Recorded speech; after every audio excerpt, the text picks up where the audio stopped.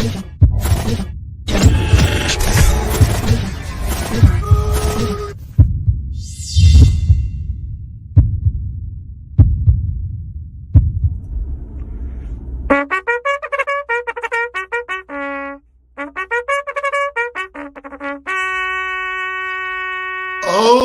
how I love that music. It is the final day of February, my son. It is February 28th. It's not a leap year. It is a leap year. It's not a leap year. So this will be the final day of the month. But yeah, closing out the month strong. Got 2 months down into 2023. It's a great opportunity to check in on yourself and review. What did you say you were going to do? What did you actually do? And what do you need to do to get back on track or to continue the momentum that you have? I mean, to me, the best part of the game are the adjustments, the review of where you're at and the adjustments that you have to make. I mean, the train ride up on Friday was all about adjustments. We are making some fairly significant adjustments to operating, even though we are ahead of pace. You know, we set a pace, and January and February were both great. You know, we got to look to see what we're doing, you know, March, April, May, but that's always great looking ahead, doing that kind of stuff. So, you know, you got to look yourself in the mirror. You can't lie to yourself. You got to be able to do this shit. Wow, there's so many new people today. Yeah. So let me just shout out Richard Outram. So this guy yesterday, I met him at a JA event. Matt DiGregorio brought him. And the guy looks like me. And he's like, it's scary, you know? It sure does kind of look like you. So, well, wait. So then we get on the Zoom call, and it was kind of creepy. I was like, dude, we're like the same dude. And what proceeded was maybe one of the top 5 virtual coffees ever, because I didn't know anything about the guy. And the guy is a CFO, which this is, you know, you want to judge a book by their title. Don't do that, because he was the most cool CFO I've ever met. He's written books on leadership. He's done lots of cool shit. So welcome. Like the what's that? The Spider-Man GIF where they're pointing at each other. Pointing at each other. Right. Yeah. It's you. No, it's you. No, it's you. It's you. It was really, really cool. Welcome. I see Rick Whalen is here this morning. Some crazy, crazy names. I see Hilda Mendoza. Hilda is a new huddler who came from Boma. You know, when, you know, all the Kevin said, I've been in the huddle every day forever. So lots of good names, lots of good people.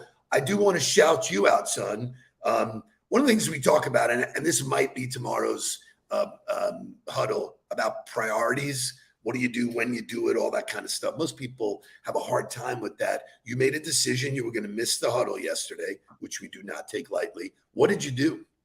I volunteered my time with Junior Achievement to be a part of their mock stock exchange challenge. It was super cool. Jake ended up being there. It was not planned for him to be there, but he ended up volunteering as well because he was there and was one of the traders. And for those of you that don't know anything about this event, 3 schools were there. It was Taravella, it was Northeast High School, and it was Plantation. And it is a financial literacy game. I mean, they created an entire simulation of what it would look like to trade on the stock market for 30 days. They don't do it the digital way. They do it the old school trading floor way. So like for me, I've got visions of like Trading Places, you know, where they're on the floor and they're like, buy, sell, you know, and it was really cool because the way they set it up is every team is a table, and they don't have enough traders to get to every table. So they have to do a lot of, you know, animation to get the traders' attention. And they spend 60 minutes. Every minute is a day trading. They get tips. They get press releases. They get all of these informations that help them manage the portfolio. And it was an unbelievable event. The kids had a blast. They learned a ton. I was honored to be a part of it and get to MC the whole thing and basically do the play-by-play for the entire hour, and had a blast doing it. Now, of course, Rick Whaling, the line of the day. Right. Oh, yeah. That's what right. So, like, Jake, you know, Jake was hustling on the floor. He was getting yelled at by all the students to come do it and take the orders. And so like I felt like when it was over, like we should have gone into the bathroom and been like $1, you know. So first of all, I love your commitment to being involved in JA. You didn't have to do that. I kind of led you to the water, and you really grabbed it, and so that was awesome. So it's nice, but go figure. You want to be the guy with the microphone. Yeah, look, like I didn't choose to do that. I was, asked by Casey Della Penna and obviously Lori. So thank you guys for the opportunity. It was a blast. And I believe that Greg Goldstein will be one of the MCs today. So that event is there's conversations about that event getting moved to possibly the Panthers Arena and it being done in one day with all of the schools together, which I love that an idea. Absolutely mind-blowing event. That would be as cool as it is so great. And Lori was able to steal away for a little bit and do the show yesterday. Let me tell you something. It was one of the better topics. I am so deep into attributes. The more I'm into that podcast, the more they're talking about stuff that's right in our wheelhouse. And I will be bringing more from that. So great stuff. We're going to have another conversation today about expense versus investment. Our new guest, Richard, is going to be all over this one. Jonathan Ahrens, CFO, dude, this is your conversation. Mark and I are going to spar about expense versus investment. But first, we got to wake this thing up. Wake up, everybody.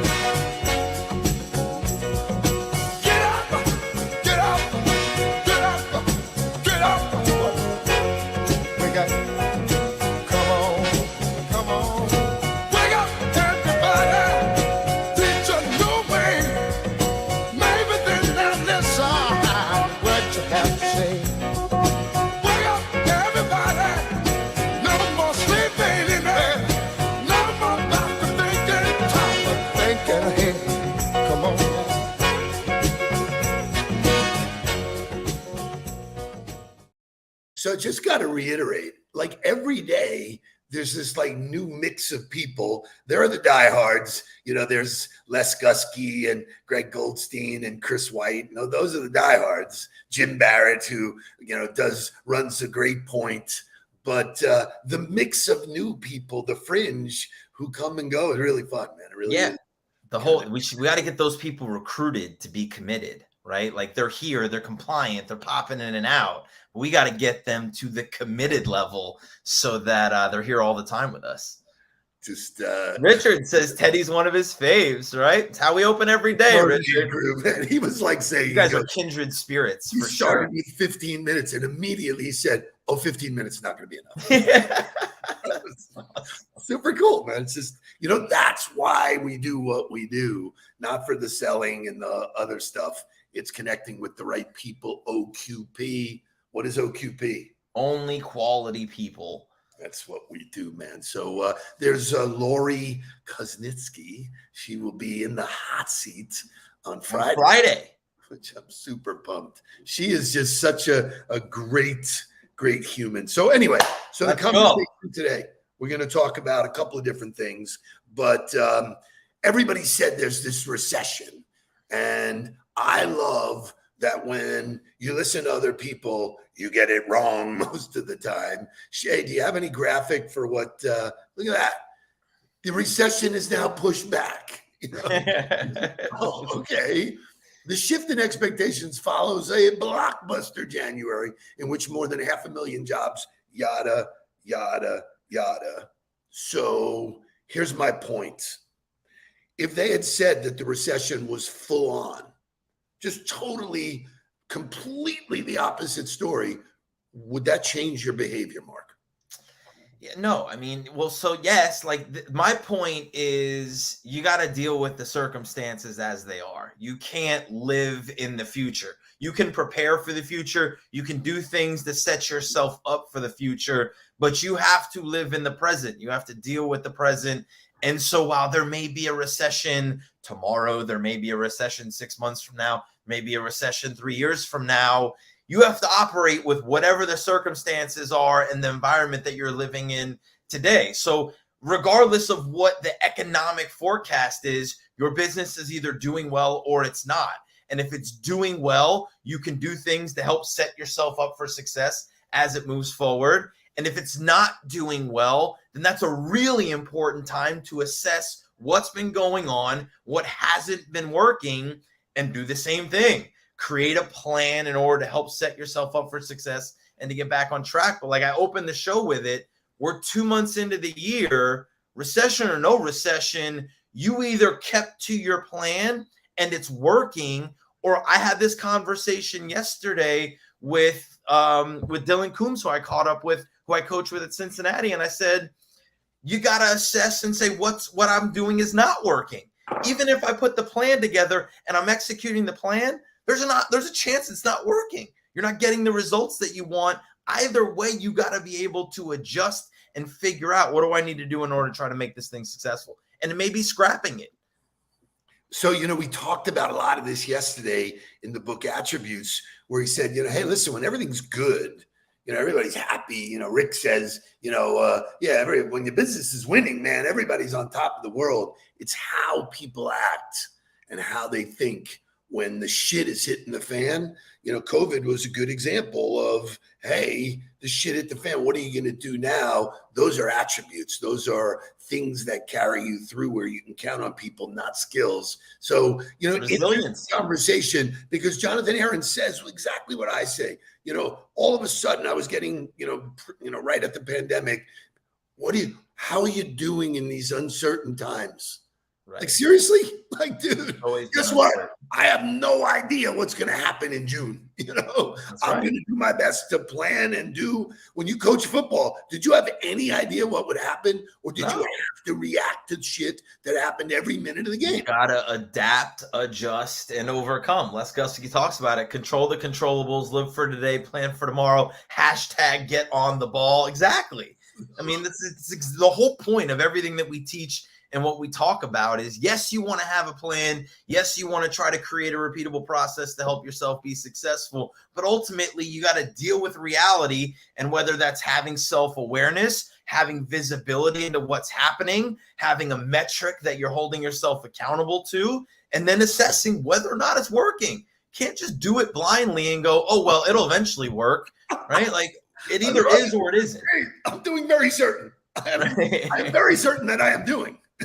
That is what I can tell you. I am very certain that I am doing. I am not standing still, regardless of what the circumstance are. And that is what drives most people, is the environment, the circumstance. Oh, I don't feel like it. Jake just showed me something this morning. A friend of his who lives in New York, who's like a maniac runner, ran in the snow. It was like 8 degrees. And the guy was running like 8-minute miles in the snow. I mean, that's extreme. Good for them. But the reality is, what you listen to, what you pay attention to, your diet does make a difference. So I'm going to switch the gears into this conversation, which I love that I sent it to you and you go, I don't necessarily agree with everything. Right. Boxing gloves on. Was it Seth? Who put that? Was it Seth or was it Tim? It was Tim Denning. It was Tim Denning who said that. He was using it in another reference, which is another lesson. I read so much that most of what the article was irrelevant to me. He was using it to sell his LinkedIn course. Yeah, I don't want to be bothered with that. I pulled it out and I said, there's an interesting conversation all through my business career. And a lot of what I do, coaching and, helping, co-pilot other CEOs, is I help them make these kind of decisions. And the decision is it an expense or is it a investment? And I think the way you define this, I think the accountants out there will probably tell you, if there's no return on it or there's no possible return on it, there's no future value, then it's an expense. And if there is some possible return or value on it, then it would be considered an investment. But I don't know that it's that black and white, because a lot of times there's a ripple effect, there's an opportunity effect, there's other things that go into it. I love the way that Jesse Itzler talks about the way he spends his money, because things he chooses to spend money on are things that get him time back. So some people may say that a private jet or a private, ticket and whether you're renting it or owning the jet or whatever is an expense. But if that got you time back and you were able to use that time to do something else that brought you value, technically to me, that's an investment, because without that investment, I don't get that time back. So this is fantastic, because in my TED Talk, I spoke about Warren Buffett. Warren Buffett says, if you talk about investment, most people think about money. I'm going to give you money and I have an expectation that I'm going to get more money back. Sure. Which is very limiting. Certainly, if you Google investment, it's all of the ways you can take money and invest in real estate and all that kind of stuff. I believe that there's a return in many different ways. And I think one of the things you said, and so let's go to, if you pay for, like for me, I paid for Shay at a time when I didn't need Shay. I had a vision that said, I want Shay to focus on everything that is not an RPO. And if you've been listening to us for a while, hopefully you know what an RPO is. My focus is to do RPOs. So he frees me up to spend more time developing relationships, doing the things I do that make money. Yep. So how do you qualify that? With you, it's childcare, It's an investment, right? Yeah. I mean, to me, when you look at the business, and it may not bring you a P&L ROI from that exact thing. But to me, if we hire somebody, and I think this is where most businesses get a little funky, especially early in the growth stages, and I'm learning this as we continue to grow, is sometimes you think you need to hire somebody to do exactly what you do so that you can do more of that in the business. Right? Like the idea is we need to hire more salespeople so that we spend more time on revenue producing opportunities. That's not actually necessarily the way to go. And it's not necessarily the best investment. Sometimes it's better to hire for the things that you could do, but you shouldn't do, because it's not where your skill sets are best served. Your skill sets are best served in revenue producing opportunities. Therefore, Shay taking care of anything that isn't considered that is a great hire. Shay's not actually driving revenue. Shay's not actually growing the business on the P&L, but what he's doing is allowing you more time to be able to do that, which in turn then grows the business. So you don't want to spend an hour and a half with Mark on the phone with our accountant? Right. Exactly. But so that to me is figuring out where should your time be spent, because it gives you some kind of return. Deciding on your priorities, how much time you want to spend with family, how much time you want to spend on yourself and with your health and your wellness, and then how much time you want to spend on your business. I say this all the time. A lot of people disagree with me. People say you can't do everything. I say bullshit. You can do everything. You can't do everything all the time. So you got to pick and choose when you're going to do things. You could do all of the things a very small amount of time. You could do 5 of the things and do each of them 20% of your time. So you have to decide, and you got to have clear understanding of what your priorities are. And that has to come from you individually. Can't allow somebody else to say, well, you want to be an entrepreneur, therefore you have to dedicate 90% of your time to the business. I mean, there's a post that went viral from the guy from Netflix who said, I never lived that hustle and grind. I never missed my kids' things. I never did any of the things that everybody says you have to do. And I built $1 billion business. So I think it's understanding that. Well, so it's interesting. So I'll ask 2 things. First thing, airline ticket, investment or expense? Investment, because it's getting me there faster. The Brightline is an investment. Because if I'm driving or I'm taking another way to get there, I can't do things during that time. But if I choose to fly or I choose to take a train, I'm now taking myself out of the driver's seat. Therefore, I can read, I can write, I can do biz dev, I can do, content creation. I got that time back, but now it's my responsibility to use it to make it an investment and not an expense. I love that. I'll take that one step further. First class, expense or investment? And this is I believe it's a personal preference, right? How do you want to travel? if it's more important to you to travel in class and have the extra leg space and have the drink and have the food brought to you and have that experience, be the first one on the plane, do all of that, then that could be considered an investment to you because of the way it changes your mood. Or good, this is good. So, or if you say, I want to be there because I want to be in that room. I want to be with those 9 people, that are in first class. Because for me, I can justify every single day, every single time I made that choice. I sat down next to somebody where the work started. Hey, tell me your story. What do you do? How do you do it? Boom, boom, boom, boom. And something really good happens. So, I think there's the personal side. And then if you are willing to look, and this is a very simple equation for me. It's how I built every business. How are we going to pay for it? People would come to me with like unbelievable ideas. Let's do this. I go, fantastic idea. How are we going to pay for it? Show me how we're going to pay for it. Well, we need to grow business. We need to do this. We need to do that. Every single client that I have ever worked with, the first thing I do is say to them, okay, here's what the investment is in me.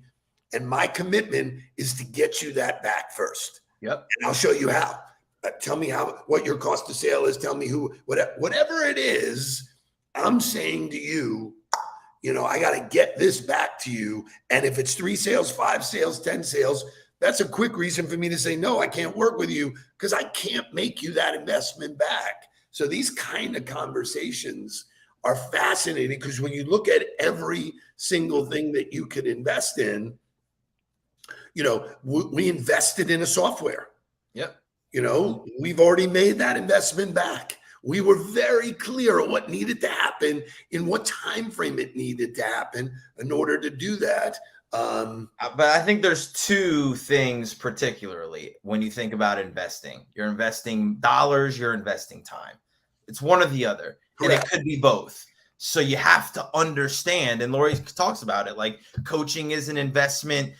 Investing in the ability to learn something, you have to understand what kind of return that brings you. It either offers you the opportunity to make more money. It offers you the opportunity to meet more people. It offers you the opportunity to have more different conversations. Like, you got to know why you're investing in that learning. I think there's a few people who referenced, investing in GOTB, right?